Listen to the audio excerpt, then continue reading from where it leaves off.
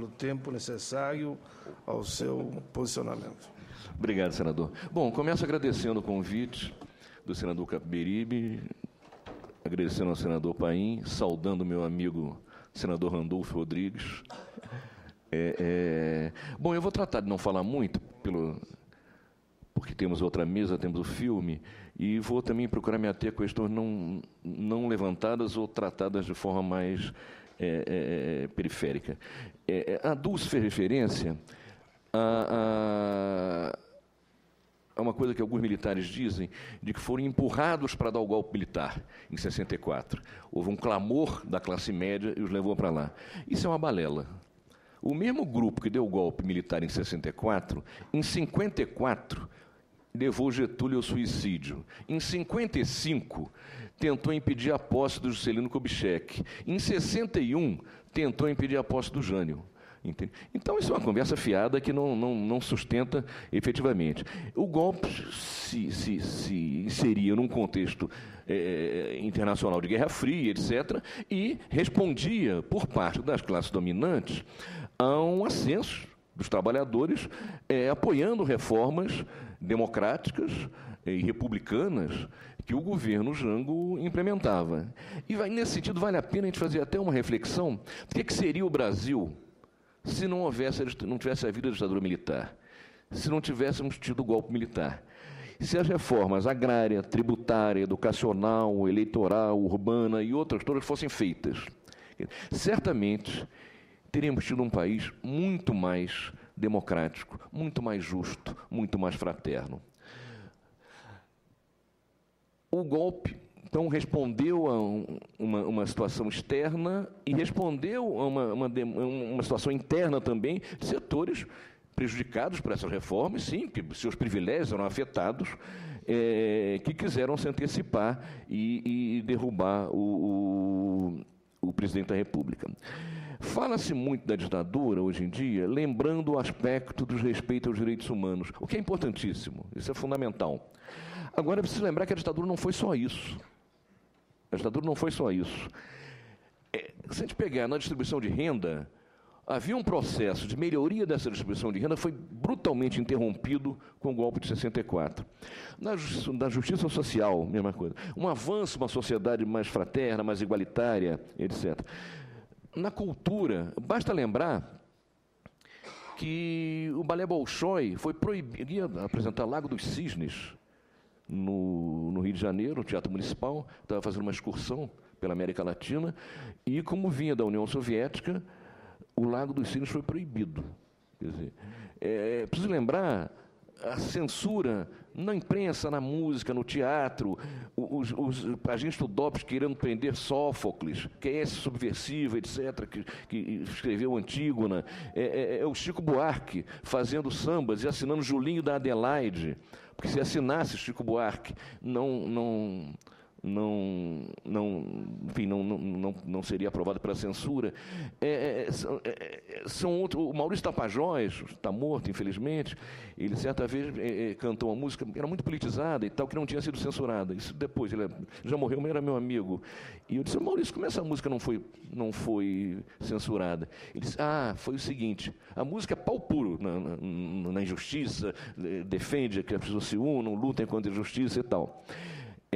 Inclusive, o refrão é onde o muro separa, uma ponte une e tal. Eu disse: como é que isso não foi censurado? Ele disse: Ciro, eu fiz o seguinte, eu mandei essa música na época do Carnaval, junto com as marchinhas, com o samba-enredo e tal. E o título da música é Agora Portela 74. Tem nada a ver com Portela, não tem nada a ver com Carnaval, mas foi um subterfúgio utilizado e ela conseguiu passar. No cotidiano das pessoas também, basta lembrar que um surto de meningite que matou crianças, começou em São Paulo e chegou ao Rio, foi censurada qualquer notícia sobre surto de meningite, porque podia dar a impressão de que as autoridades sanitárias e da saúde não estavam trabalhando bem. Isso ocasionou a morte de crianças, porque os pais não foram avisados, não foram orientados a respeito de como proceder, etc., etc. Quer dizer, então a ditadura, na verdade, foi um horror. Foi um horror. E se o Brasil não tivesse vivido esse período, seria outro país com certeza absoluta. A gente vive também, até hoje, consequências da forma de como a ditadura acabou. Diferentemente da Argentina, que os militares tentaram a aventura lá das Malvinas e acabaram sendo derrubados, no Brasil os militares organizaram por 10 anos, claro que pressionados pelo movimento popular, não foi uma coisa de laboratório, mas eles tiveram condições de organizar durante 10 anos o que eles chamavam de distensão lenta, gradual e segura. E isso tem resquícios até hoje.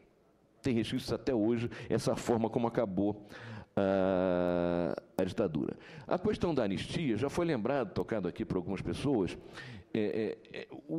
Primeiro, essa inverdade de que a anistia foi um acordão da sociedade. Não foi.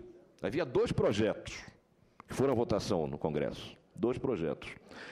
E o da ditadura foi aprovado por 4 ou 5 votos, num Congresso mutilado pelo pacote de Abril. Tá? E a anistia não libertou o Gilney, por exemplo, porque era condenado pelo chamado crime de sangue, participou de alguma ação armada, que teve ferido. Entende? A divergência que havia básica não era se anistiava ou não torturador, isso não estava em discussão. Nem se cogitava isso. O que estava em discussão era o seguinte: uma anistia ampla, geral e restrita, como queria a OAB, a ABI, o MDB, na época, etc., ou uma anistia que deixasse de fora o pessoal que teria cometido crime de sangue, entre aspas. Ganha essa proposta de ficar de fora o pessoal do crime de sangue. A ditadura, posteriormente, usou um artifício dos tais crimes conexos para justificar a anistia a torturadores. Só que crime conexo, digamos, a um crime político, você vai fazer uns... Permita, Cid. Antes que a Lídice saia, Lídice, você é um ícone dessa luta. Eu queria registrar a tua presença aqui.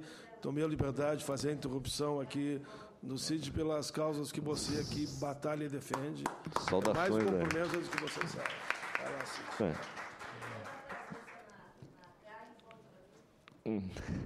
Mas, muitas vezes, por exemplo, a guerrilha vai sequestrar um embaixador para libertar preso, usa carros roubados.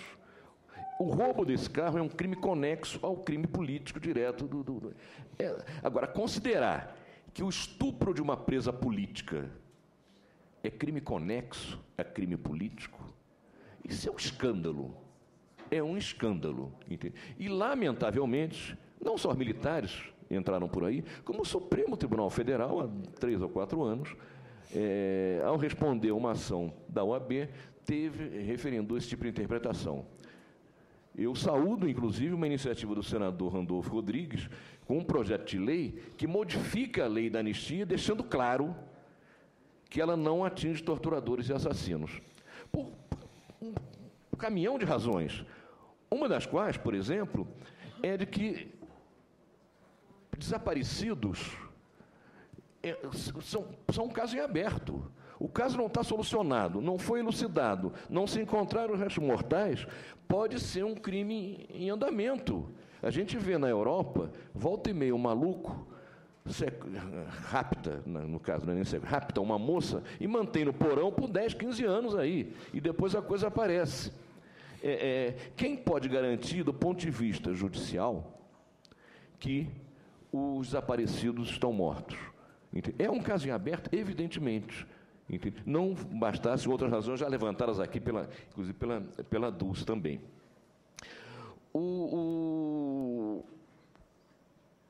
E a questão dos torturadores, eu digo isso com a maior tranquilidade, já escrevi artigos, em livros que eu escrevi, eu falo isso, eu não tenho qualquer rancor por eles. Eles têm a vida deles lá, eu tenho a minha aqui, etc. É uma questão política essa questão dos torturadores. O futuro da tortura está ligado ao futuro dos torturadores. Enquanto eles não forem responsabilizados e julgados, a tortura vai prevalecer. Possivelmente, eu diria que provavelmente, o Amarildo, pedreiro que morava na Rocinha, do Rio de Janeiro, ele estaria vivo se os torturadores da ditadura tivessem sentado no banco dos réus. Porque a tortura continua. Não da forma de antes. Não como uma política institucional de Estado, mas continua, em particular, em relação às camadas mais pobres. Entende? E, para elas, o Estado de Direito chegou de forma muito precária, é preciso que seja dito. Hoje em dia, nas manifestações, alguns jovens ativistas que, quando se dão conta de algumas injustiças que permanecem, dizem: a ditadura continua, não acabou. Não é assim, claro que acabou, é muito diferente. Mas há limitações muito grandes nos direitos democráticos e republicanos das camadas mais pobres. E não é só na questão da prisão, da tortura, dos maus tratos, etc., não. É com conivência, inclusive, do Ministério Público e do Judiciário, muitas vezes. A gente tem no Rio de Janeiro uma ocupação da Maré, que é um complexo, tem 7, 8 favelas ali, moram 130 mil famílias, 130 mil casas ali. Muito bem, foi pedido pela polícia, o Ministério Público encampou, o Judiciário concordou, em dar um mandato de busca e apreensão para o conjunto do complexo da Maré. Olha, isso não aconteceria no Leblon ou Ipanema, no Rio de Janeiro. Quer dizer, o mandato de busca e apreensão é direcionado a uma residência a partir das razões apresentadas ao juiz, que vai dizer: tá bom, há razões para que a inviolabilidade do lar não seja respeitada aqui, etc. Você fazer isso para 130 mil famílias é um escândalo. Mostra que o Estado de Direito está muito longe de ter chegado lá. De qualquer forma, eu acho que a gente tem avançado bastante nos últimos 2 anos na recuperação da memória. Seja pelo aniversário redondo do golpe de 50 anos, no ano passado, seja pela criação das comissões de verdade. O fato é que se avançou muito, se discutiu. Eu diria que nesse ano e pouquinho, nesses 14 meses, de janeiro do ano passado até agora, se discutiu mais o golpe, a ditadura, que nos 50 anos que precederam essa data. E isso é absolutamente fundamental. As comissões de verdade, apesar da limitação, jogaram um papel positivo e a lamentar o boicote aberto e explícito das Forças Armadas. Chega a ser gritante, revoltante, que o Ministério da Defesa emita uma nota dizendo que não tem elementos para afirmar que tenha havido tortura em instituições, em órgãos, em prédios militares. Isso é um deboche absoluto. Entende? E aí, chegamos num ponto que é crucial, que é a abertura dos arquivos. Os arquivos militares são os que têm importância na repressão política da ditadura. O resto não tem quase nenhuma importância. Em alguns estados chegam a ser ridículos. No Rio de Janeiro, onde o DOPS não tinha uma função repressiva muito aberta, ele fazia mais trabalho de cartório, depoimento, quando o cara era acusado, para instruir o processo e tal. O DOPS produzia fichas, e eu sei por experiência própria, que pedi meu habeas data, que eram verdadeiras palhaçadas. Eu fui apontado pelo DOPS como um elemento muito perigoso, devido à minha alta periculosidade. Ponto. Esse era o nível do trabalho do DOPS, do Rio, e essas são as fichas que chegaram a ser conhecidas. É absolutamente fundamental que esses arquivos sejam abertos. E ninguém que tenha mais de 10 anos de idade vai acreditar que esses arquivos foram destruídos. Não se destrói arquivo. Arquivo é poder. Cabe à Presidente da República, que tem o mérito de ter aberto a Comissão da Verdade, porque já devia ter sido aberto muito antes, mas cabe a ela exercer sua autoridade como comandante-chefe das Forças Armadas. Essa questão da recuperação da memória é absolutamente fundamental, não para punir A, B ou C, embora também devam ser punidos. É fundamental para a sociedade. Isso aí não é olhar para trás, isso é olhar para frente, é criar anticorpos para que essa barbárie não se repita. Eu sou fã do Nelson Mandela muito antes dele virar um ícone pop. E o Nelson Mandela, que era apontado, inclusive pelo governo americano, como terrorista, não podia viajar, virou um herói mundial. Mas é uma figura maravilhosa, Nelson Mandela. Ele passou 27 anos preso. 13 desses anos quebrando pedra. Foi barbaramente torturado. Mas era referência. Bom, dos 27 anos, a maior parte desse tempo, quase todo esse tempo, preso sozinho, em solitárias. E que é algo que destrói muitas pessoas. Muito bem, chega um momento que o regime racista não tinha mais condições de se sustentar. E estava desabando. Tinha que negociar uma saída. Com quem negociar? Quem tinha legitimidade como liderança da população negra amplamente majoritária era o Mandela. Pois bem, o regime racista faz uma proposta ao Mandela dele ser solto, com a condição de ele condenar publicamente a violência na resistência ao apartheid. O Mandela, que tinha feito luta armada contra o apartheid, já não defendia essa posição, nem o seu partido defendia. Ele se recusa. Diz que os promotores da violência eram os racistas. Eles tinham que se desculpar, que não cabia ao preso político, líder negro, fazer qualquer autocrítica da violência. Ficou mais 2 anos preso. Tudo bem. Foi libertado incondicionalmente depois. Ele tinha todas as razões para ser um sujeito rancoroso, ressentido, e querer, de alguma forma, cobrar tudo que o regime racista fez com que sofresse o povo, a maioria do povo da África do Sul, que é negra. Pois bem, ele compreendeu que enveredar por aí seria abrir uma guerra civil que talvez não chegasse a lugar nenhum. E faz uma proposta absolutamente generosa, mas absolutamente politizada, que é a seguinte: aceita-se dar anistia, inclusive, para torturadores e assassinos de presos, com uma condição: os caras vão ter que ir no tribunal e dizer tudo o que fizeram. Qualquer fato omitido podia dar margem a um processo e a uma condenação. Foi uma catástrofe na sociedade sul-africana, entende? Porque as pessoas sabem que é tortura, que é maus-tratos, mas não sabem exatamente como é a história lá dentro, entende? Deu uma cambalhota à sociedade. Agora, certamente, ela criou anticorpos muito poderosos para que essa barbárie não se repita.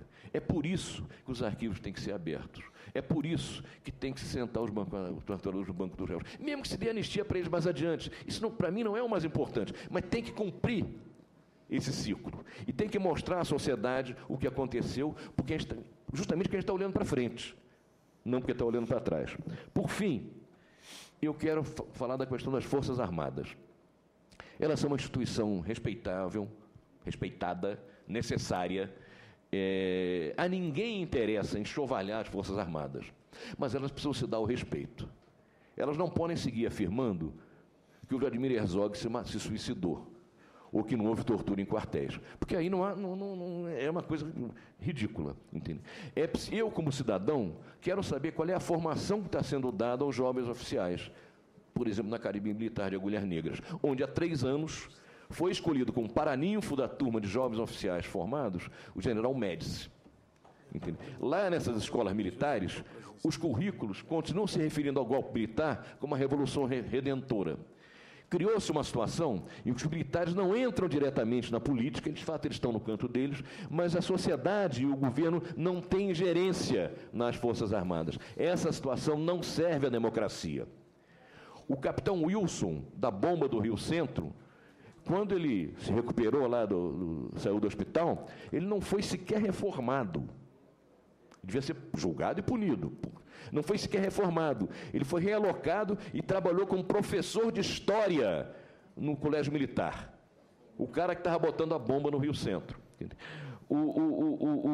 Então, essa questão é uma questão que chama atenção, inclusive, que é uma questão que o parlamento pode assumir e pode entrar nesse debate. Qual é a formação que está sendo dada nas escolas militares? Qual é o currículo no qual é formada a nova geração de oficiais? Porque, senão, a gente está formando militares que, mesmo que não se metam na política agora, serão, a médio e longo prazo, uma constante e permanente ameaça à democracia. Muito obrigado. Muito bem, senador Ciro.